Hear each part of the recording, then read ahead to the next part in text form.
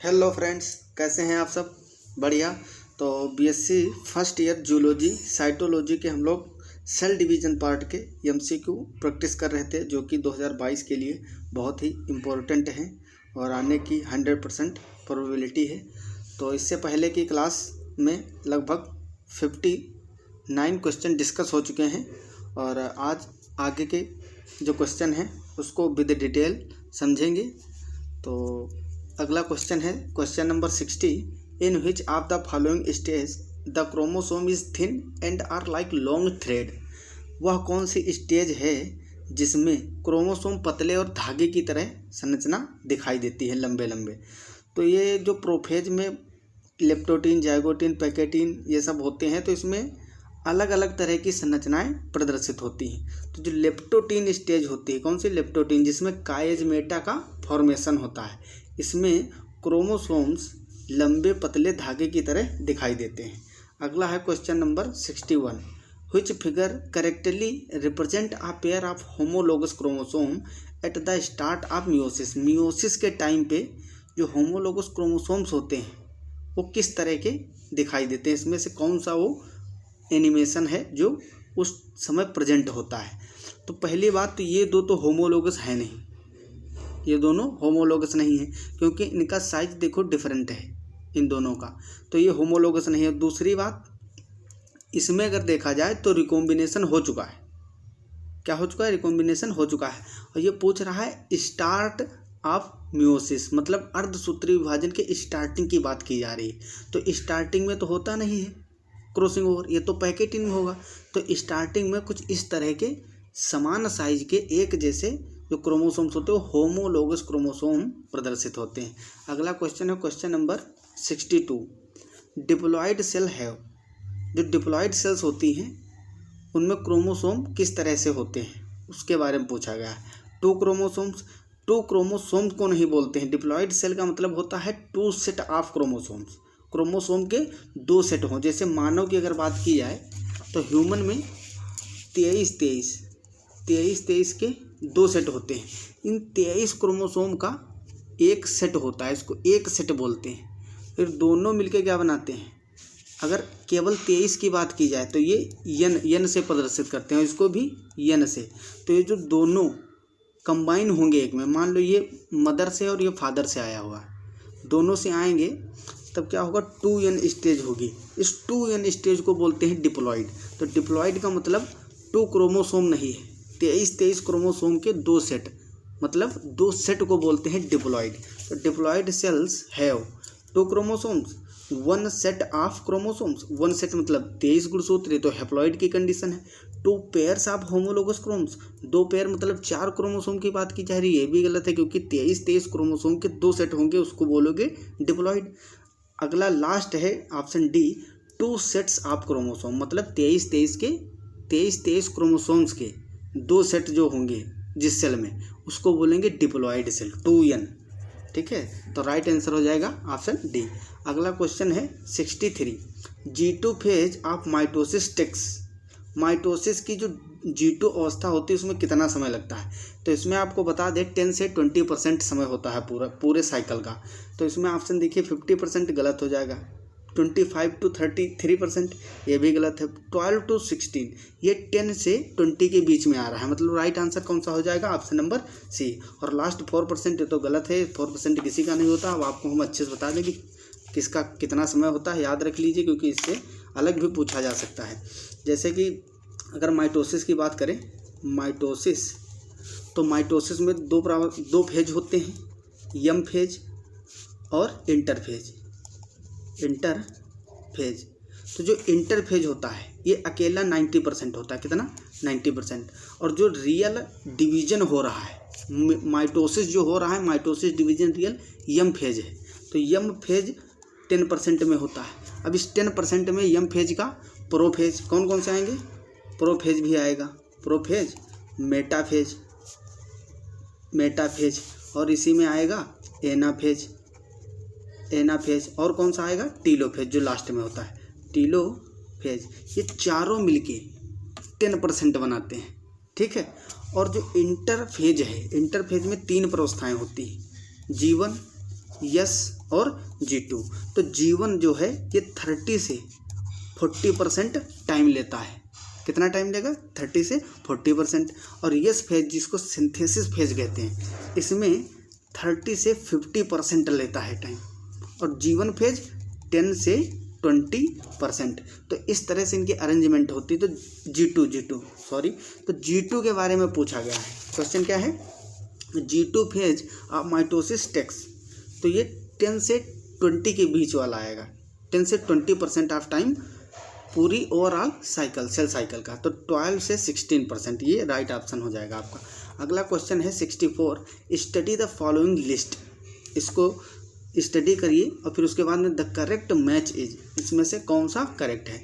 तो initiation of spindle fibres, spindle fibre का initiation zygotene में होता है। तो फर्स्ट का कौन सा हो जाएगा? सेकंड। फिर है synthesis of RNA and protein. जहाँ भी आरएनए और प्रोटीन सिंथेसिस पूछा जाए वहाँ G1 और G2 को हमेशा देखना। तो यहाँ G1 फेज दिख रहा है, मतलब बी का क्या हो जाएगा? थर्ड। फिर है एक्शन ऑफ इंडोन्यूक्लियस, ये पैकेटीन में होगा क्योंकि क्रॉसिंग और किस में होता है? पैकेटीन में।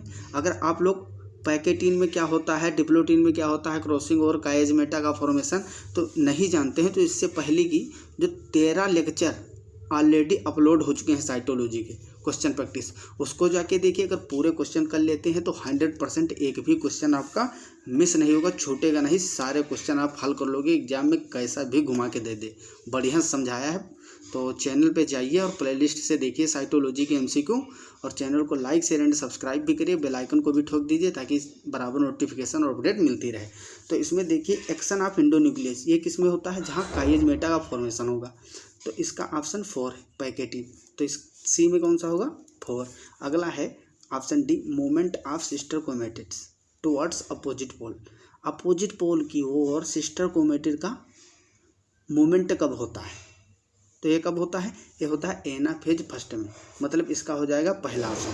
सेकंड, ये जो लास्ट ऑप्शन है किसी में मैच नहीं कर रहा, तो हम लोग करेक्ट मिलाएंगे किस में है। ए का क्या है? सेकंड। तो ए का सेकंड, बी का थर्ड, बी का थर्ड, सी का फोर्थ, सी का फोर्थ। हाँ, तो अपना ऑप्शन कौन सा हो जाए? पहला ही ऑप्शन मैच कर रहा है। अगला क्वेश्चन है question number 65, what is not seen during mitosis in somatic cells. Somatic cells जो हैं उनके माइटोसिस में क्या नहीं दिखता है? स्पिंडल फाइबर, क्रोमोसोमल मूवमेंट, या डिसअपियरेंस ऑफ न्यूक्लियोलस, या सिनेप्सिस। तो माइटोसिस की बात हो रही है, किसकी? माइटोसिस मतलब समसूत्री विभाजन। समसूत्री विभाजन में सिनेप्सिस नहीं होता है। पेयरिंग ऑफ क्रोमोसोम्स ये मियोसिस में होता है, अर्धसूत्री विभाजन में, उसमें विभिन्नताएं उत्पन्न होती हैं, पुनर्योगज बनते हैं। तो माइटोसिस में ये कुछ नहीं होता, मतलब इसमें सिनेप्सिस नहीं होता है, क्योंकि सिनेप्सिस कब होता है? जाइगोटीन में। और जाइगोटीन किस में होता है? मियोसिस में। मियोसिस फर्स्ट के प्रोफेज फर्स्ट में होता है सिनेप्सिस। और ये बात माइटोसिस की कर रहा है, तो माइटोसिस की प्रोफेज में सिनेप्सिस नहीं होता है, केवल क्रोमोसोम का कंडेंसेशन होता है। तो ये ऑप्शन जो है इसका गलत हो जाएगा। नॉट सीन पूछा है, मतलब कौन सा गलत है? सिनेप्सिस। अगला क्वेश्चन है 66, at what phase of meiosis are there 2 cells each with sister chromatids align at the spindle equator. जब इक्वेटर की बात की जाए, मतलब ये बात कर रहा है, ये मान लो सेल है, डिवाइड कर रही है, इसके इक्वेटर पर क्रोमोसोम्स अलाइन हो गए हैं, इसको इक्वेटर बोलते हैं। इक्वेटर जो मतलब मिड का पार्ट है, इसके दोनों ओर बराबर है, जगह जो है सेल की बराबर है, या इसको मिडिल प्लेट बोल सकते हो, मेटाफेजिक प्लेट, या फिर इक्वेटर। तो इक्वेटर की बात जब की जाएगी तो मेटाफेज में होता है। कब? मेटाफेज। तो इसका ऑप्शन हो जाएगा मेटाफेज सेकंड। अगला क्वेश्चन है 67, prophase is longer in. Prophase जो है वो किस में लॉन्गर होता है? माइटोसिस में, मियोसिस में, इक्वल इन बोथ, या एमाइटोसिस। अब अगर प्रोफेज की बात की जाए तो माइटोसिस में केवल प्रोफेज में क्या होता है? Condensation of chromosomes, disappearance of nuclear membrane, nucleolus, endoplasmic reticulum, Golgi body, इतना ही होता है। अगर मियोसिस की प्रोफेज की बात की जाए तो मियोसिस ध्यान दीजिए, अर्धसूत्री विभाजन। इसमें मियोसिस में प्रोफेज फर्स्ट में कई सारी स्टेज होती हैं, लेप्टोटीन, जाइगोटीन, पैकेटीन, ये सब स्टेज होती है इसमें, डिप्लोटीन, डाइकाइनेसिस। तो ये बहुत ही बड़ा होता है इसका फेज, प्रोफेज जो है। तो सबसे बड़ा प्रोफेज होता है अर्धसूत्री विभाजन, मतलब मियोसिस का। तो राइट ऑप्शन बी हो जाएगा। अगला क्वेश्चन है question number 68, in which stage of cell division chromosomes are most condensed. कौन सी वह स्टेज है जिसमें बहुत ज़्यादा कंडेंस होते हैं। इसमें एक और क्वेश्चन पूछ सकता है कि कौन सी वह स्टेज है जब क्रोमोसोम को माइक्रोस्कोप से बहुत अच्छे तरीके से देखा जा सकता है, बहुत अच्छे से क्लियरली विजिबल होते हैं, तो होता है मेटाफेज। कौन सा? मेटाफेज। क्योंकि अब अच्छे देखो इसमें क्या पूछ रहा है, कंडेंस्ड, बहुत ही मोस्ट कंडेंस्ड किस स्टेज में होंगे, तो क्रोमोसोम का कंडेंसेशन किस में होता है? प्रोफेज में। प्रोफेज के बाद क्या आता है? मेटाफेज। तो कंडेंसेशन प्रोफेज के पूरे प्रोफेज के दौरान चलता है और बाद में आ जाता है मेटाफेज। तो प्रोफेज के लास्ट तक बहुत अच्छे से कंडेंस्ड हो जाते हैं, फिर वो किस में पहुंचते हैं? मेटाफेज में। तो मेटाफेज में मोस्ट कंडेंस्ड दिखाई देते हैं, ठीक है। और अगर अच्छे से अगर माइक्रोस्कोप से देखना तो मेटाफेज और एनाफेज ये दोनों ही प्रवस्थाओं में बहुत अच्छे दिखते हैं, एनाफेज में भी बढ़िया दिख जाते हैं माइक्रोस्कोप से। अगला है question 69, which of the following event take place during diplotene stage of prophase first of meiosis. Meiosis की जो प्रोफेज फर्स्ट है उसकी डिप्लोटीन में कौन सा इनमें से इवेंट होता है? तो कंपेक्शन ऑफ क्रोमोसोम्स, क्रोमोसोम का कंपेक्शन मतलब कंडेंसेशन, संघनन किस में होता है? तो प्रोफेज में होता है। प्रोफेज की लिप्टोटीन में, ये पूछा है डिप्लोटीन, तो ये गलत हो जाएगा। Formation of synaptonemal complex, synaptonemal complex zygotene में फॉर्म होता है, किसमें? जाइगोटीन में, जिसमें सिनेप्सिस होती है। अगला है ऑप्शन फॉर्मेशन ऑफ रिकॉम्बिनेशनल नोड्यूल्स, जो पुनर्युगल नोड्यूल्स हैं ये पैकेटीन में फॉर्म होते हैं। अगला है D, dissolution of synaptonemal complex. हाँ, जो सिनेप्टोनीमल कॉम्प्लेक्स जिसका फॉर्मेशन जाइगोटीन में हुआ था, फॉर्मेशन किस में हुआ था? जाइगोटीन में, उसका डिसोल्यूशन विघटन कब होता है? डिप्लोटीन में। तो डिप्लोटीन का ये इवेंट है last option D, dissolution of synaptonemal complex. अगला question, question number 70, the term mitosis was proposed. तो एक साइंटिस्ट थे फ्लेमिंग, फ्लेमिंग ने माइटोसिस वर्ड को दिया था। अगला क्वेश्चन है question number 71, how many mitotic divisions are needed for a single cell to make 128 cells. एक सेल में कितने डिवीजन कराए जाएं, कितने डिवीजन की नीड है जिससे कि 128 सेल्स फॉर्म हो जाए। तो आप देखिए एक सेल से कितने बनते हैं? 2 सेल। इस तरह से देखो, आप लोग थोड़ा अगर ज़्यादा समय सूत्र भी बताएंगे इसका, अगर 2 की पावर 7 कर दो तो इससे भी निकल आएगा आपको। 2 गुणे 2 गुणे 2 गुणे 2 7 बार लिखिए इस तरह से। 2 दूना 4, 4 दूनी 8, 8 दूनी 16, 16 दूनी 32, 32 दूना 64, 64 दूना 128 सेल्स बन गई ना। और इस तरह से भी देख सकते हो, एक सेल है, एक बार ये डिवाइड करेगी, एक बार डिवाइड करेगी 2 सेल बनेंगी। अब जब दूसरा डिवीजन होगा, ये पहला डिवीजन था, अब दूसरे डिवीजन में जो दोनों सेल हैं दोनों डिवाइड करेंगी, 2 2 बनाएंगी, इस तरह से बनाएगी 2 2। ये सेकंड डिवीजन था। अब थर्ड डिवीजन में ये भी 2 बनाएगी, ये भी 2 बनाएगी, और जितनी भी सेल हैं अगले डिवीजन में 2 2 बनाती जाएंगी। तो थर्ड डिवीजन है। तो 3 डिवीजन में कितनी बन गई? 1 2 3 4 5 6 7 8 9 10 11 12 13 14 15, मतलब 14 सेल से बन गई। ये तो स्टार्टिंग में आप लिए थे। तो इस तरह से जब 7 बार आप कराओगे तो 128 सेल आपको मिल जाएंगी। तो इसका राइट आंसर कौन सा हो जाएगा? ऑप्शन नंबर ए 7 डिवीजन कराने पड़ेंगे एक सेल से 128 सेल बनाने के लिए। अगला क्वेश्चन है question number 72, during cell division in apical meristem nuclear membrane reappears in. जब न्यूक्लियर मेम्ब्रेन के रीअपेयरेंस की बात आती है तो चाहे वो एपिकल मेरिस्टेम हो, चाहे टिप का मेरिस्टेम हो, रूट टिप हो, कहीं किसी भी जगह का सेल के बारे में बात की जाए तो रीअपेयरेंस हमेशा किस में होता है? जो लास्ट का टीलोफेज होता है। किस में? टीलोफेज में रीअपेयर होते हैं, और डिसअपियर किस में होते हैं? प्रोफेज में होते हैं। तो ये आप लोग याद रखिएगा। अगला क्वेश्चन है question number 73, cell in G nought phase of cell cycle. कोशिका चक्र की जी नॉट प्रावस्था में कोशिका, अगर सेल कोई एक सेल है जो सेल डिवाइड कर रही है, ये सेल क्या कर रही है? डिवाइड, इस तरह से डिवाइड कर रही है। और मान लो इस डिवीजन के दौरान ये सेल कहाँ निकल के चली जाए? जी नॉट फेज में। तो जी नॉट फेज में जाएगी तो सेल साइकिल क्या हो जाएगी? सस्पेंड हो जाएगी, निलंबित हो जाएगी। तो वही पूछा गया है। तो exit cell cycle, cell cycle से एग्जिट हो जाएगी, बाहर तो जाएगी ही, लेकिन इंटर सेल साइकिल इंटर नहीं करेगी, उससे बाहर जाएगी। सस्पेंड सेल साइकिल, पूरी सेल साइकिल जो है उसकी निलंबित हो जाएगी, कोशिका चक्र को निलंबित कर देगी। Suspend cell cycle. Question number 74, अब इसको बहुत अच्छे देखना, बहुत अच्छा क्वेश्चन है।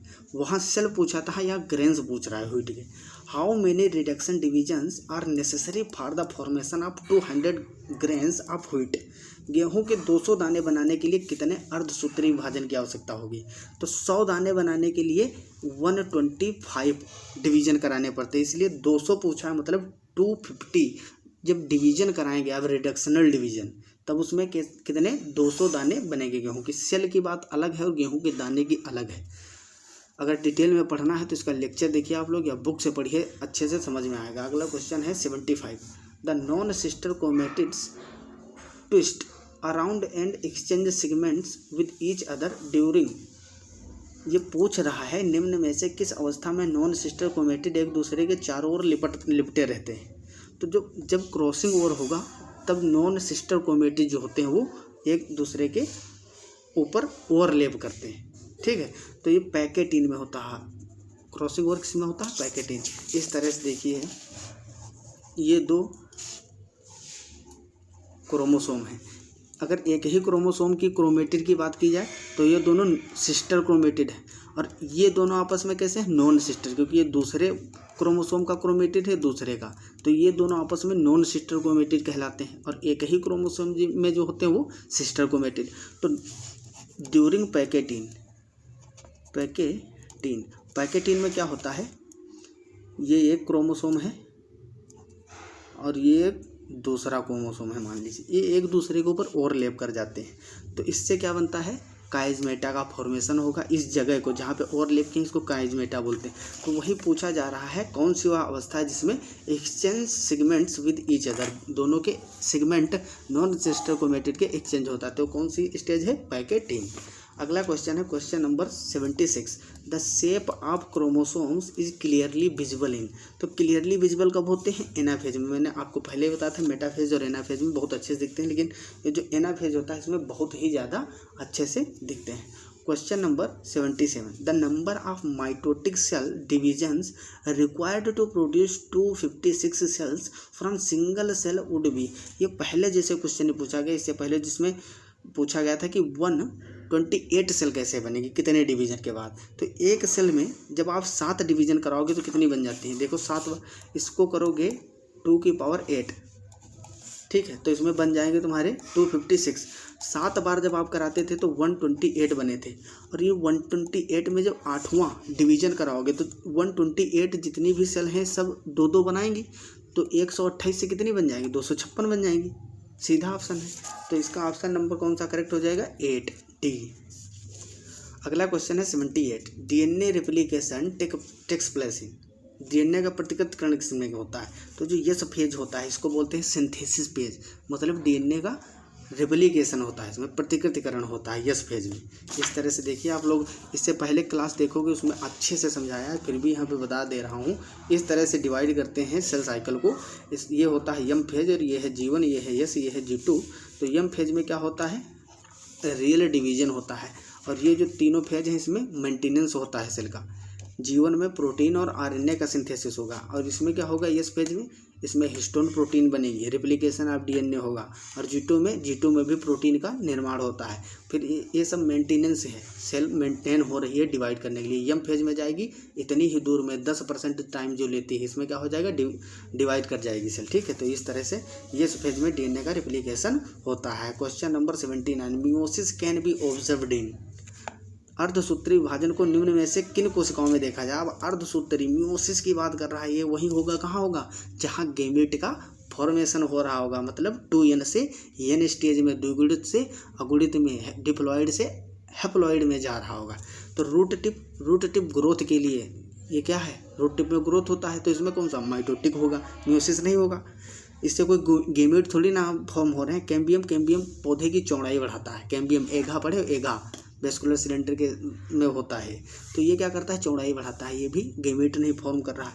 Anther pollen mother cell, anther right answer, क्योंकि पराग कोष जो होते हैं एंथर, इसके अंदर जो इसकी पोलन मदर सेल्स होती हैं उनमें मियोसिस होता है, जिससे परागकण पोलन ग्रेन्स बनते हैं। तो इन सेल्स में पोलन मदर सेल, PMC मतलब पोलन मदर सेल, एंथर में होता है मियोसिस, अर्धसूत्री विभाजन। डी ऑप्शन था पोलन ग्रेन, तो ये तो खुद परागकण है, इसमें तो ऑलरेडी n स्टेज है ही, तो इसमें मियोसिस की क्या ज़रूरत है। जब एंथर सेल में क्या होगा? एंथर सेल होती है 2n, इसमें होगा मियोसिस, तब बनते हैं पोलन ग्रेन, यन स्टेज में आता है। मियोसिस 2n को यन में कन्वर्ट करता है। तो अच्छे से कंसेप्ट क्लियर हो जाना चाहिए आप लोगों का, कंसंट्रेशन के साथ पूरे देखिए। क्वेश्चन नंबर 80, अगला क्वेश्चन है सेलेक्ट द करेक्ट मैच। अब इसमें से आपको मिलाना है, मैच करना, कौन सा सही है। मिलाया पहले से है, केवल देखना कौन सा करेक्ट मैच किया गया है। पहला है यस फेज, डीएनए रिप्लिकेशन, हाँ तो यस फेज में अभी बताए थे डीएनए रिप्लिकेशन होता है, ये सही हो जाएगा। फिर जाइगोटिन, जाइगोटिन में सिनेप्सिस होता है, यस। मियोसिस फर्स्ट के प्रोफेज फर्स्ट में जो सेकंड स्टेज होती है जाइगोटिन, इसमें सिनेप्सिस होता है। पेयरिंग ऑफ क्रोमोसोम जाइगोटिन में होता है तो सिनेप्सिस, राइट आंसर। फिर है डिप्लोटिन, डिप्लोटिन में क्रॉसिंग और नहीं क्रॉसिंग और पैकेटिन में होता है। चिल्ला चिल्ला के बता रहे हैं हर क्लास में, ठीक है। डिप्लोटिन में क्या होता है, डिप्लोटिन में काएज मेटा का उपांत्य भवन होता है, तो ये गलत हो गया। फिर है meiosis, meiosis both haploid and diploid sales, नहीं डिप्लॉइड सेल जो होती है इसमें होता है मियोसिस, क्योंकि मियोसिस जो है ये 2n स्टेज से n में लेके जाता है, ठीक है, इसीलिए ये रिस्पॉन्सिबल होता है। तो डिप्लॉइड में होगा जो 2n स्टेज में है। हैप्लॉइड तो पहले से n स्टेज में इसमें नहीं होता, तो ये भी गलत हो जाएगा। ये सी और डी गलत है। फिर ऑप्शन है a gap 2 phase, quiescent stage बोलते हैं इसको, शांत अवस्था, नहीं शांत अवस्था जी नोट फेज को बोलते हैं, तो ये भी गलत हो जाएगा। तो आपके ऑप्शन कौन से सही, ए और बी। तो इसमें देखिए पहला है ए एंड बी, तो पहला ही सही हो जाएगा, ठीक है। तो इस तरह से राइट आंसर ए हो जाएगा, option A. Question number 81, in meiosis first, अर्धसूत्री फर्स्ट की बात की जा रही है। अब bivalent is an association of, जो बाइवेलेंट होता है वो किस चीज़ का एसोसिएशन होता है, तो आपको बता दें फोर क्रोमेटिड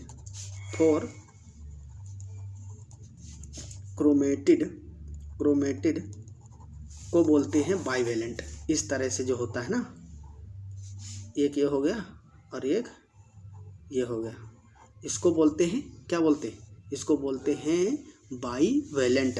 इसमें 2 सेंट्रोमियर होंगे, 4 क्रोमेटिड होंगे। ये अकेला क्रोमेटिड है, अकेला, एक क्रोमोसोम में 2 क्रोमेटिड होते हैं। तो टोटल कितने हुए बाइवेलेंट में, 4 क्रोमेटिड हुए। 2 क्रोमोसोम है, 2 सेंट्रोमियर हैं और 4 क्रोमेटिड हैं। सीधा पूछता है कितने क्रोमेटिड होंगे बाइवेलेंट में, कितने क्रोमोसोम होंगे, कितने सेंट्रोमियर होंगे। तो क्रोमोसोम 2 हैं, क्रोमेटिड कितने हैं 1 2 3 4 और सेंट्रोमियर 1 2 हैं। तो इसमें से देखिए छांटिए, पहला 4 क्रोमेटिस, यस क्रोमेटिड 4 होते हैं, एंड 4 सेंट्रोमियर गलत हो गया, क्योंकि सेंट्रोमियर कितने थे 1 और 2 ही थे। फिर अगला है 2 क्रोमेटिड्स, ये तो गलत ही होगा, क्योंकि 2 क्रोमोसोम होते हैं, 2 सेंट्रोमियर होते हैं, लेकिन क्रोमेटिड 4 होते हैं। फिर 2 क्रोमेटिड्स, फिर गलत हो गया। लास्ट है 4 क्रोमेटिड एंड 2 सेंट्रोमियर, ये बिल्कुल राइट आंसर है, ऑप्शन नंबर डी। 4 क्रोमेटिड होंगे, कितने 4, 1 2 3 4 और 2 सेंट्रोमियर होंगे। अगला क्वेश्चन है question number 82, cell plate is referred as, कोशिका पट्ट जो होता है उसको और किस नाम से जाना जाता है, तो इसको फ्रेगमोप्लास्ट बोलते हैं। क्या बोलते हैं, phragmoplast. Question number 83, in which phase protein for spindle fibre formation are synthesized, तो प्रोटीन जो स्पिंडल फाइबर के लिए रिक्वायर होती है कौन सी, ट्यूबुलिन प्रोटीन।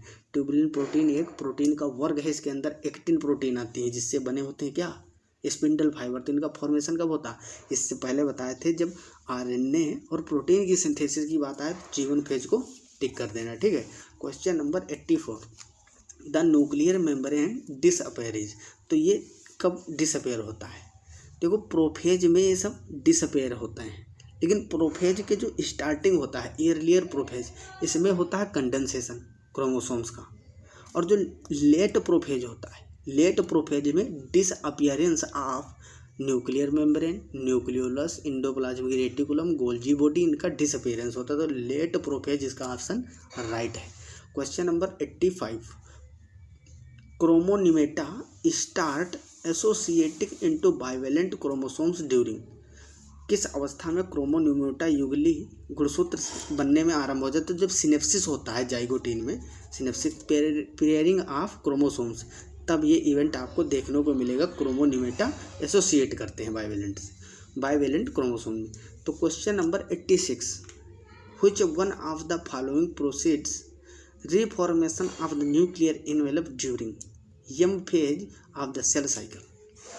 ये पूछ रहा है कि न्यूक्लियर एनवेलप या न्यूक्लियर मेम्ब्रेन उसका रीफॉर्मेशन कब होता है। तो रीफॉर्मेशन होता है किसमें होता है, ये लास्ट में जो टीलोफेज होता है उसके अंदर होता है। तो आगे ऑप्शन देखते हैं, formation of the contractile ring and formation of the phragmoplast. Phragmoplast कब होता है, फ्रेगमोप्लास्ट तो एक नाम है, दूसरा नाम है सेल प्लेट का। फिर है formation of the contractile rings and transcription from chromosomes.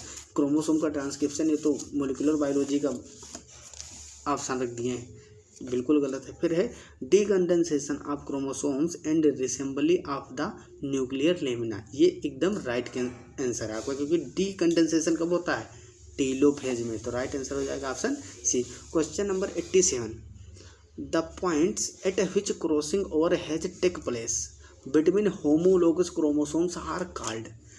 Homologous chromosomes के बीच में जब क्रॉसिंग ओवर होता है तो जिस जगह पे होता है उसको क्या कहते हैं, पूछा गया है।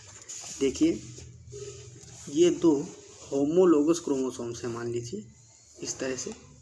तो यहाँ पे इनका क्रॉसिंग ओवर हो रहा है, इस जगह पे एक दूसरे से ओवरलैप कर रहे हैं, तो इस जगह को क्या कहते हैं, इस घटना को ओवरलैपिंग को बोलते हैं। घटना को क्या बोलते हैं, क्रॉसिंग ओवर। लेकिन इस जगह को, जिस जगह पे हो रहा है, इसको बोलते हैं कायजमेटा। कायजमेटा का फॉर्मेशन, तो इसको बोलते हैं कायजमेटा। ऑप्शन नंबर सी कायजमेटा बोलते हैं। Question number 88, mitotic spindle have main proteins. जो माइटोटिक स्पिंडल होते हैं कौन सी मेन प्रोटीन है जिससे बने होते हैं। तो आपको इससे पहले अभी बताया था ट्यूबुलिन प्रोटीन के बने होते हैं। ट्यूबुलिन प्रोटीन का एक ग्रुप है, इसके अंदर इसका ट्यूबुलिन का मेन कॉमन एग्जाम्पल है एक्टिन प्रोटीन, जो कि मसल कॉन्ट्रैक्शन में भी काफ़ी हेल्प करता है। Question number 89, which of the following is not true for meiosis. निम्न में से कौन सा कथन अर्धसूत्री विभाजन के लिए सत्य नहीं है। तो प्रोडक्शन ऑफ जेनेटिक वेरिएबिलिटी, बिल्कुल, जब मियोसिस अर्धसूत्री विभाजन में वेरिएशंस तो आते ही हैं, तो ये तो सही हो जाएगा। और इसने पूछा नॉट ट्रू, क्या पूछा, नॉट ट्रू, इस पर ज़्यादा फोकस करेंगे। अगला है maintaining consistency of chromosome number during sexual reproduction. बिल्कुल, ये देखो रिडक्शनल डिवीजन है। अर्धसूत्री विभाजन में 46 गुणसूत्र से 23 हो जाते हैं, अगर ह्यूमन की बात की जाए तो कंसिस्टेंसी बनाता है ना, वरना 46 मम्मी से आएंगे, 46 पापा से आएंगे। अगर अर्धसूत्री विभाजन नहीं हुआ तो कितने हो जाएंगे, 46 से डबल हो जाएंगे, तो दिक्कत हो जाएगी ना। तो उसकी कंसिस्टेंसी बनाने के लिए कि अगली पीढ़ी में भी 46 ही गुणसूत्र हों, तो ये होता है मियोसिस। तो 23 मम्मी 23 पापस, अगली जो पीढ़ी आएगी उसमें कितने होंगे, 46। तो मेंटेनेंस भी करता है, तो ये भी सही होगा। ये पूछा not true. Reduction of chromosome number two 1/2, ये गुणसूत्रों की संख्या को आधा करता है, ये भी सही है, क्योंकि 46 से 23 हो रहे हैं मियोसिस के दौरान, तो ये भी राइट आंसर है। नॉट ट्रू ढूंढना है। प्रोडक्शन ऑफ डिप्लॉइड सेल, यही गलत है, क्योंकि ये हैप्लॉइड सेल का प्रोडक्शन करता है। 2n से बनाता है n, कितनी बार होता है, तो ये हैप्लॉइड का प्रोडक्शन कर रहा है, production of haploid diploid sales. अगला है, हाँ ये गलत है ऑप्शन, क्योंकि ये डिप्लॉइड, ये हैप्लॉइड का करता है ना, लेकिन इसमें लिखा है डिप्लॉइड सेल्स, तो ये गलत हो जाएगा, क्योंकि ये हैप्लॉइड को करता है। नॉट ट्रू पूछा है, तो ये ऑप्शन आपका राइट हो जाएगा। Question number 90, which of the following is used as the mitotic spindle position. निम्न में से किसका उपयोग माइटोटिक स्पिंडल विष के रूप में होता है, poison, spindle poison, mitotic spindle poison. तो कॉल्चिसिन एक रसायन होता है जो कि सोलेनेसी कुल के एक पौधा होता है, उससे प्राप्त होता है कॉल्चिसिन, ठीक है।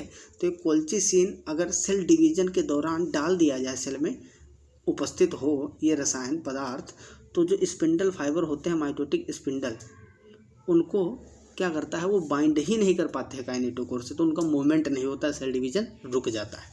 Question number 91, progression of cell cycle is regulated by the concentration of which type of molecules. कौन से इनमें से मॉलिक्यूल्स हैं, कोशिका चक्र की प्रगति किस प्रकार के अणु की सांद्रता द्वारा नियमित होती है। तो जो सेंट्रोसोम्स, नहीं सेंट्रोसोम कोई मॉलिक्यूल थोड़ी ना है, तो क्रोमोसोम के बीच जो होता है, जो दो क्रोमेटिड को आपस में जोड़े रहता है, उसको सेंट्रोमियर बोलते हैं, सेंट्रोसोम्स। ये सेंट्रोमियर है ऊपर, जिससे क्या लगे रहते हैं, सैटेलाइट, इसको बोलते हैं सेंट्रोसोम। तो इसका कोई काम नहीं होता है इससे रिलेटेड। साइक्लिन डिपेंडेंट काइनेज, ये एक एंजाइम होता है काइनेजेस, तो ये ऐसे मॉलिक्यूल नहीं है जो कोशिका चक्र की प्रगति के लिए इनकी सांद्रता ज़्यादा होगी तो कोशिका को नियमित करेंगे। फिर साइक्लिन्स भी नहीं। जो माइक्रोट्यूब्यूल्स होते हैं, माइक्रोट्यूब्यूल क्या होते हैं? प्रोटीन होते हैं। ये नियमित करते हैं, इनकी कंसंट्रेशन अगर मैक्सिमम होगी, मैक्सिमम ना मिनिमम, जितनी रिक्वायर्ड है उतनी यदि होगी तभी सेल साइकिल नियमित रूप से चलेगी, वरना नहीं चलेगी। तो इसका राइट आंसर है माइक्रोट्यूब्यूल्स। तो आज हम लोग यहीं पे क्लास को एंड करते हैं और आगे के कुछ क्वेश्चन अभी सेल डिवीजन के बचे हुए हैं, एक लेक्चर डाल देंगे। बाकी इसके बाद में जो चैप्टर स्टार्ट करेंगे उस चैप्टर का नाम है मेंडलिज्म। उसके बाद में सेक्स डिटर्मिनेशन और लिंकेज के क्वेश्चन करेंगे, ठीक है। क्रोमोसोमल लिंकेज और क्रोमोसोमल इनहेरिटेंस के बारे में बात करेंगे। और इससे आने वाली क्लासों में सेक्स डिसऑर्डर्स जो है मेंडलिज्म डिसऑर्डर्स हैं उसके बारे में डिटेल में, और यूजेनिक्स के बारे में जो क्वेश्चन है उसको डिस्कस करेंगे। तो आप लोग हमारा और आपका जो प्यारा सा चैनल है BSc वर्ल्ड अमर सिंह,